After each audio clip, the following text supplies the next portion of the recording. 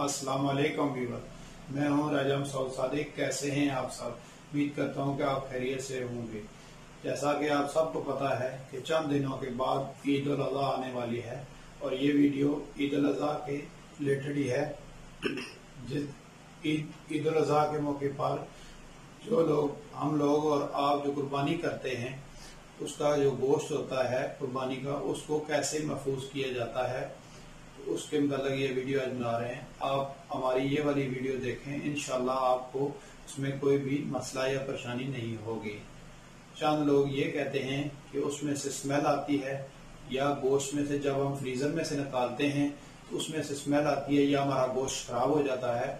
आप ये हमारी वाली वीडियो देखें, इंशाल्लाह आपका गोश्त खराब नहीं होगा। आप इसे काफी अरसे तक लंबा महफूज कर सकते हैं। ये वाला फिक्रा सुन के कुछ लोग हंस रहे होंगे लंबा, क्योंकि जिन दोस्तों को अल्लाह ताला ने दिया हुआ है वो तो बांटने के बावजूद, हदीस के मुताबिक 30 के 3 हिस्से हैं, बांटने के बावजूद उनके पास काफी गोश्त बच जाता है। तो हम लोग अपने घर में ये कैसे महफूज करते हैं, तो मैंने सोचा आपके साथ ये वीडियो शेयर की जाए। तो चलिए शुरू करते हैं कि फ्रीजर में गोश्त कैसे महफूज किया जाता है। बिस्मिल्लाहिर्रहमानिर्रहीम।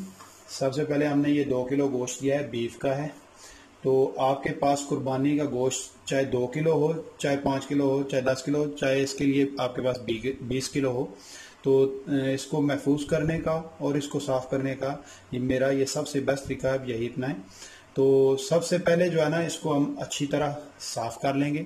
इसके साथ ये जो चर्बी है, ये इसको अच्छी तरह साफ कर लेंगे, क्योंकि कुर्बानी वाले दिन जो है ना, उस दिन गोश्त ज्यादा होता है, वहाँ उसकी सफाई नहीं होती। तो आप जब भी घर लाएं और उसे अच्छी तरह साफ कर लें और फिर उसको जो है ना हमारे तरीके से महफूज करें। तो अभी मैं इसको जो है ना आपको साफ करके बताता हूँ कि मैं कैसे करता हूँ। तो चलिए शुरू करते हैं कि सफाई इसकी कैसे करते हैं। बिस्मिल्लाहिर्रहमानिर्रहीम। ये मैंने एक गोश्त का पीस ले लिया और ये इसके साथ चर्बी है। ये देख लें, ये बिल्कुल साफ हो गए। और इसी तरह जो है ना हम सारे पीसेस जो है ना इसके साफ कर लेंगे।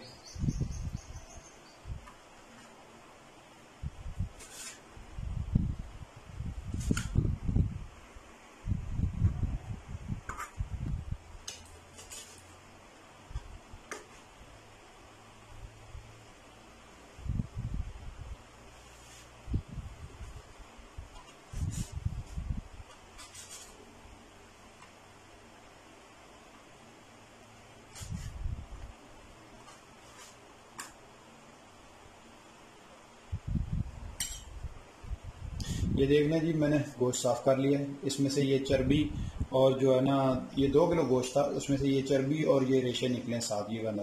तो कुर्बानी वाले दिन क्योंकि एक तो काम बहुत ज़्यादा होता है, दूसरा जो है ना उस वक्त साफ करना टाइम नहीं मिलता। तो जिस वक्त आप घर में लाएँ तो इस तरह अच्छी तरह साफ कर लें। गोश्त को अच्छी तरह साफ कर लिया है। अब इसको जो है ना हम 2 से 3 पानी में अच्छी तरह धो लेंगे। तो चलिए शुरू करते हैं। बिस्मिल्लाहिर्रहमानिर्रहीम।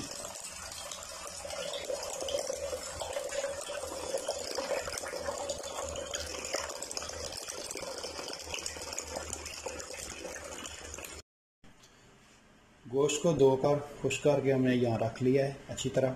और यहाँ एक बड़े साइज़ का पतीला जो है ना हमने चूल्हे पे चढ़ा दिया और उसमें पानी रख दिया है। पतीला जो है देश का ज़रा बड़े साइज़ का लें, ताकि इसमें से गोश्त जो है ना अच्छी तरह 1 से 2 बॉयल हमने देने हैं वो अच्छी तरह इसमें से आ जाएं।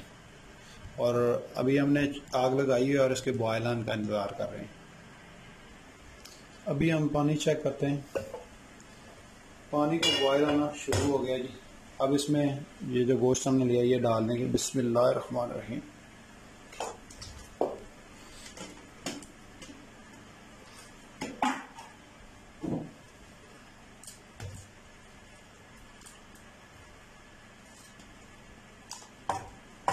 ऐसा ऐसा जो है ना सारा गोश्त इसमें डाल देंगे। और गोश्त को टोटल जो है ना हमें 2 बॉयल देने हैं, इससे ज़्यादा नहीं। एक ज़रूरी बात यहाँ आप याद रखिएगा कि मैंने ठंडे पानी में गोश्त को नहीं डाला, और उबलते हुए जो है ना, उबलते हुए पानी में गोश्त को डाला है। और इसको हमने यहाँ पे 2 बॉयल टोटल देने हैं। बॉयल आने के बाद मैं आपको बताता हूँ कि इसके बाद हमने क्या करना है। हमारे गोश्त को जो है ना 2 बॉयल आ गए हैं। तो अक्सर ये लोग जो कहते हैं कि ये बॉयल देने से गोश्त सख्त हो जाता है और गोश्त में ग़िज़ाइयत नहीं रहती। तो ऐसा कोई मसला नहीं है। गोश्त हम जो है ना 2 घंटे 1.5 घंटा और 2 घंटे गलाने के बाद जो है ना गोश्त गलता है और इसका असर निकलता है, तो इससे कोई मसला नहीं बनता है। तो इसको हमने अभी यहाँ कर देंगे। आप ये देख लें ऊपर कि इसमें से जाग निकली हुई है और ये लोग बात कहते हैं कि इसमें से ग़िज़ाइयत कम हो जाती है, तो कोई ऐसी बात नहीं है। तो 2 बॉयल दे दिए हैं मैंने। अब इसको यहाँ चूल्हा कर देंगे बंद। चूल्हा मैंने बंद कर दिया है और अब इसको जो है ना हम निकाल लेंगे। चूल्हा मैंने बंद कर दिया है और ये जो जाग है ऊपर इसको साइड पे कर लेंगे और गोश्त को जो है ना निकाल लेंगे। ये देख लें अब गोश्त का कलर भी चेंज हो गया माशाल्लाह, और इसमें से जो है बॉयल करने से इसकी स्मेल जो है ना ख़त्म हो जाएगी। यहाँ जो है ना हम छानी में डालने से पहले जो है ना ये देख लें कि ये बॉयल देने से ये शिलिंग हो गया बिल्कुल, इसमें फ्रीज़र में भी आपकी जगह कम लेगा। तो अब इस छाने में सारा आस्ता आस्ता जो है ना हम निकाल लेंगे। गोश्त निकाल लिया हमने यहाँ पे छाने में, और इसको जो है ना रूम टेम्परेचर पे ठंडा कर लेना है। उसके बाद हम बताएंगे कि क्या करना है।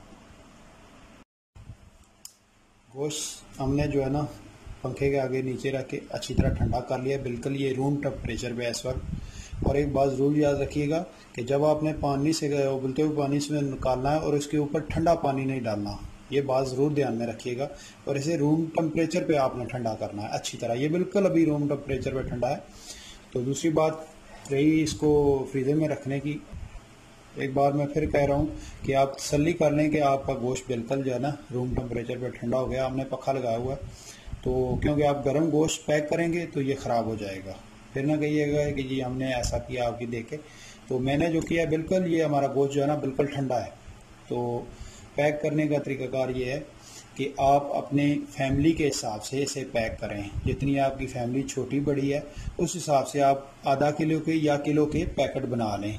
उससे में ये होगा कि आप जब भी पकाने के लिए निकालेंगे सब्ज़ी दाल या किसी चीज़ के लिए तो आपको बहुत आसानी लगेगी। अगर अफराद ज़्यादा आ गए तो आप 2 पैकेट निकाल लें, तो इसमें आपको मुश्किल नहीं होगी। अगर आप 1 पैकेट में बनाएंगे तो जब इसको निकालेंगे उसको दोबारा फ्रिज में फिर रखेंगे तो वो जो है ना आपका गोश्त ख़राब हो जाएगा।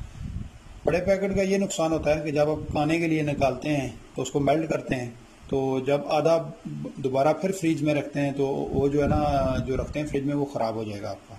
इसमें बेहतर यही ऑप्शन है जिस तरह हम करते हैं कि हम उसके पैकेट बनाते हैं किलो के या आधा किलो के, जितनी आपकी फैमिली है उस हिसाब से बना लें। तो बस यही है कि आप इसके छोटे पैकेट बनाएं। अगर आपको ज़्यादा ज़रूरत है तो आप 2 ले सकते हैं, 3 भी ले सकते हैं। तो आप मेरी वाली ये वीडियो देखें। अभी जो है ना मैं आपको जो है ना पैकिंग का बताता हूँ। ये देख लें हम लोग ऐसे करते हैं, ऐसे डाल दिया सारा। तो ऐसे ये तरीकाकार जो है ना गलत है। इसमें ये होता है कि किसी शापर में हड्डियाँ ज़्यादा चली जाएंगी, किसी में बोटियाँ जो है ना ज़्यादा चली जाएंगी। ये पकाने के वक्त आप कहेंगे यार इसमें तो हड्डी ज़्यादा आ गई है। तो बेहतरीन तरीका इसका यही है, जिस तरह हमारे घर में होता है कि आप सारा गोश्त एक साइड पे कर लें, ठीक है, इसकी जगह बना लें अच्छी तरह, ठीक है। तो इसकी तनासब से जितने मैंने तो यहाँ 2 किलो गोश्त लिया आपको दिखाने के लिए, तो इसकी हड्डियाँ जो है ना मैं यहाँ तकसीम कर लूँगा जितनी मैंने बनानी है। मैंने 2 डली ये मैंने कर लिया जी। अब इसी हिसाब से मैंने इनको जो है ना तकसीम कर लूँगा कि इतना गोश्त इस पर करना है और इतना ही गोश्त जो है ना इस पर करना है। और ये आपको दिखाने के लिए मैंने 2 बना लिए जगह। अब इसको शापर में डाल लेंगे। इसी तरह जो है ना आपने सारे शापर बना लेने और इसको जो है ना महफूज करना है। लेकिन महफूज करने से पहले आपको दिखाने के लिए ये मैंने पैकेट बनाया है। आपकी जितनी फैमिली है उस हिसाब से आप पैकेट बना लें। और बकरे का गोश्त आप अलहदा कर लें, बीफ का जो गोश्त है वो अलहदा कर लें, और जो ऊँट का गोश्त है उसको अलहदा कर लें। और चौथी बात ये है कि जो कीमा आपने बनाना है उसको भी अलहदा पैक कर लें और उसके ऊपर मार्किंग कर लें, लिख लें, ताकि आपको निकालने में आसानी रहे। कि या तो फ्रीज़र में ऐसी साइड बना लें ताकि निकालते वक्त ये ना हो कि आपने बकरे का निकालना निकल उस वक्त मोटा है, तो उस वक्त आपको बहुत आसानी रहेगी।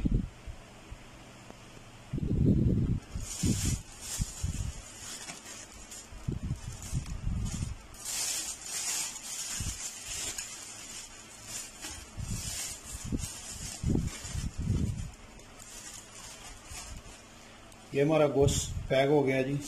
तो आखिर में एक शापर बड़ा ले ले, ठीक है, ये बड़ा शापर मैंने ले लिया है। तो इसमें इसे ये सारा गोश्त जो हमने पैक किया इसमें डाल लेंगे।